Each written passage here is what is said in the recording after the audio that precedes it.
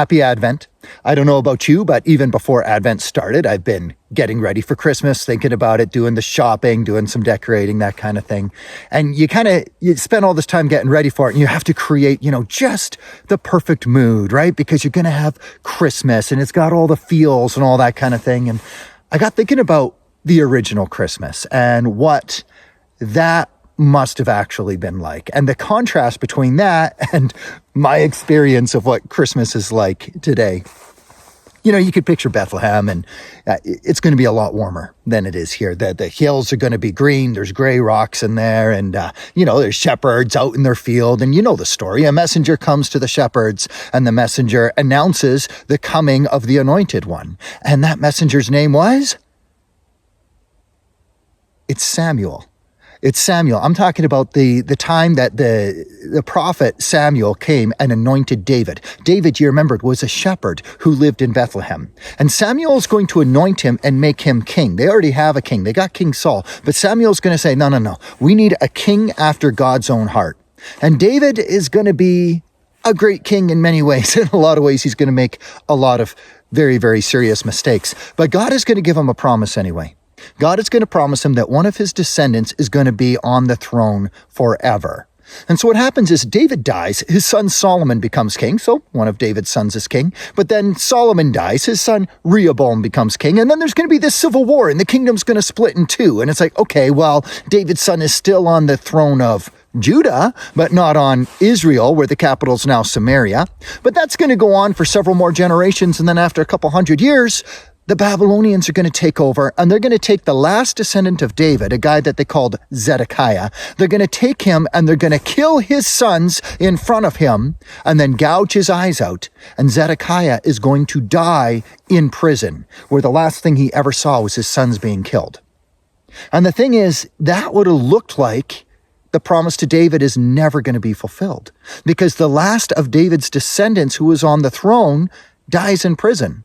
Now, David had other descendants. One of Zedekiah's nephews had been king before. It's complicated, but the point is, David had other descendants who survived and had positions of honor in Babylon, but they go into exile. Babylon is modern-day Iraq. They go to exile in Babylon. Jerusalem is destroyed. The temple is gone. It would have looked like that prophecy that Nathan had that one of David's descendants would be king forever is never going to come true. And yet, prophets are still going to be calling for the Messiah to come. Isaiah is going to talk about a shoot that will come forth from the stump of Jesse. And Isaiah says this before Zedekiah is even killed. Isaiah lived at the same time as some of the Judean kings that were descendants of David. Jeremiah is going to talk about the coming of the Messiah. Ezekiel, who lives during the time of the exile, Ezekiel's going to talk about this guy. And then Daniel's going to come along, and he's going to talk about how this guy who's going to be like a son of man, and he goes before the Ancient of Days. And Daniel's even going to predict the year that he comes. It's complicated, but the year it looks like that Daniel predicts that the Messiah is going to come works out to 27 AD, which happens to be the year that Jesus was baptized. So the point is, even after the exile, the prophets are still saying, no, the Messiah is going to come, Messiah is going to come, Messiah is going to come. Well, they get returned from the exile. They come back to Jerusalem. There's no Messiah. Eventually, Alexander the Great is going to come in and conquer, and Jerusalem's going to give itself over to Alexander the Great as basically a gift. No Messiah comes to save them. Alexander the Great's kingdom is going to be split by 4 others, and the guy who ends up in charge of Jerusalem is this guy, Antiochus Epiphanes. And Antiochus is going to be like the biggest enemy the Jews ever had to that point. If you lived in Jesus' day and said, who was the most evil person that ever lived? People are going to say Antiochus Epiphanes. Because what he's going to do is he's going to try to force Greek religion on the Jews living in Jerusalem. They must eat pork or they will die. If they didn't eat pork, they were tortured and killed. They may not circumcise their kids or they would die.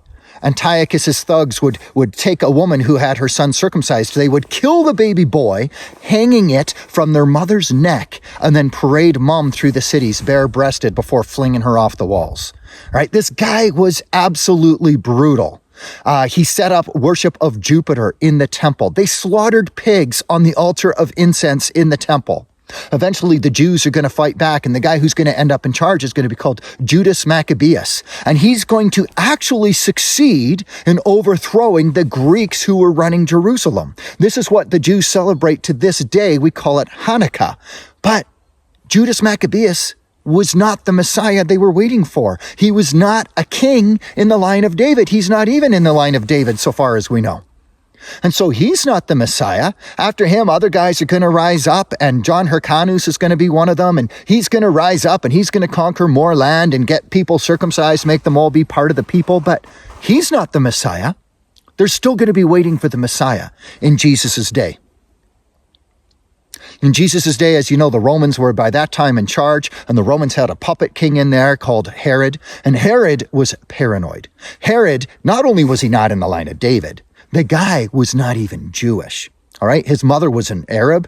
His father was Idumean. All right. And so he's kind of like this mix of other races. He became Jewish. He was propped up by the Romans, specifically Mark Antony, got him onto his throne, put him in power against the guy that was propped up by the Parthians. So there's going to be all this kind of political tension. And in his paranoia, he's going to go off. There was another dynasty that came from those Maccabeans called the Hasmoneans. Herod is going to go off and kill all the descendants of the Hasmoneans, including a wife of his that he loved very much. But he married her to try to secure his dynasty and mix it with the Hasmoneans. But no, he wants to kill the descendants of the Hasmoneans. His wife is a Hasmonean, so he has her killed. And her sons, which are his sons, he has them killed. Now you understand where Herod's head was at when all of a sudden a couple of Parthian wise men from the east come to him and say, "Where is the Messiah that was to be born?"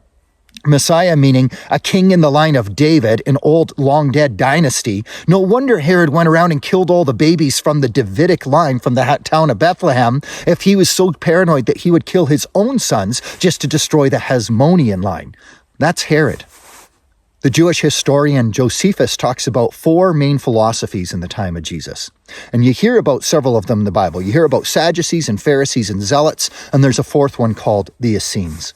The Sadducees were basically priests. In the time of the Hasmoneans are the Maccabeans, okay? They rise up in power. They become kind of priest kings.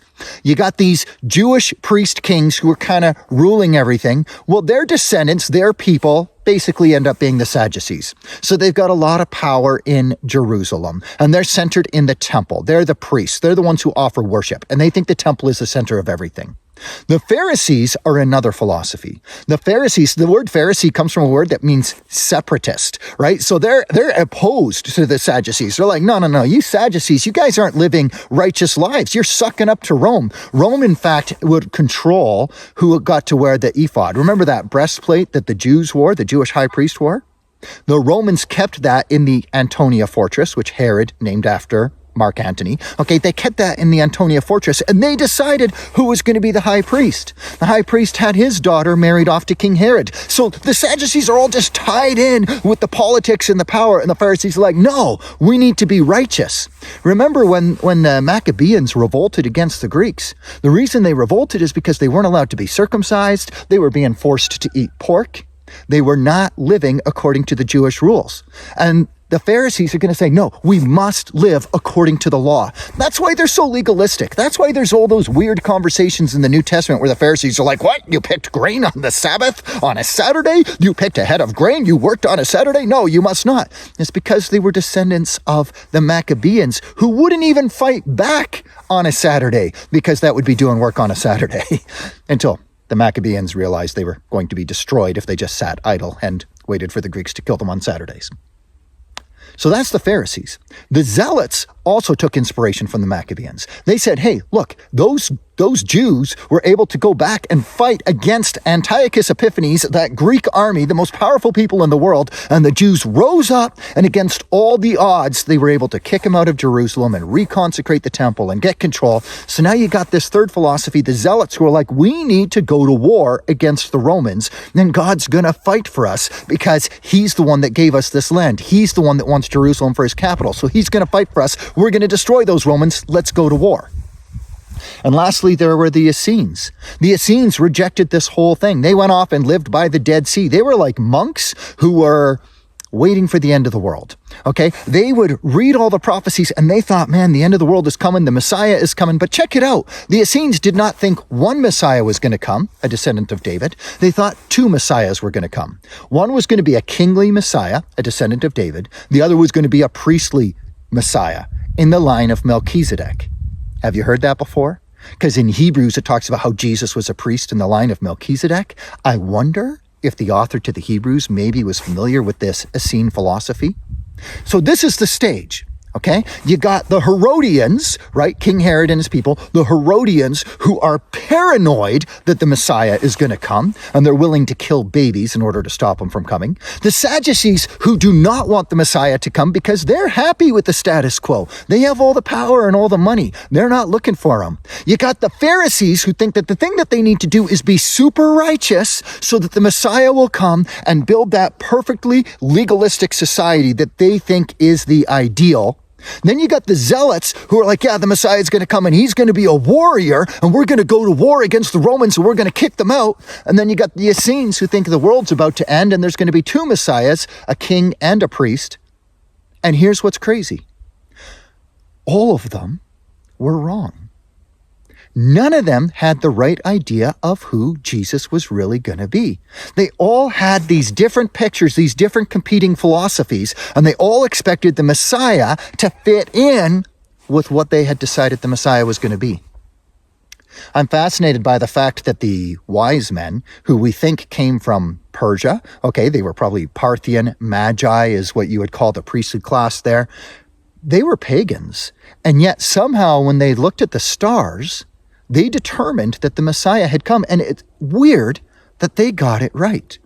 I have a suspicion, since they were Parthian wise men, that maybe they read an ancient text by another wise man who lived in Persia, whose name was Daniel, and Daniel predicted the coming of Christ and had his date even narrowed down and made all these prophecies. So I have a theory that that's what's going on, but maybe that's an unsubstantiated theory. I don't know.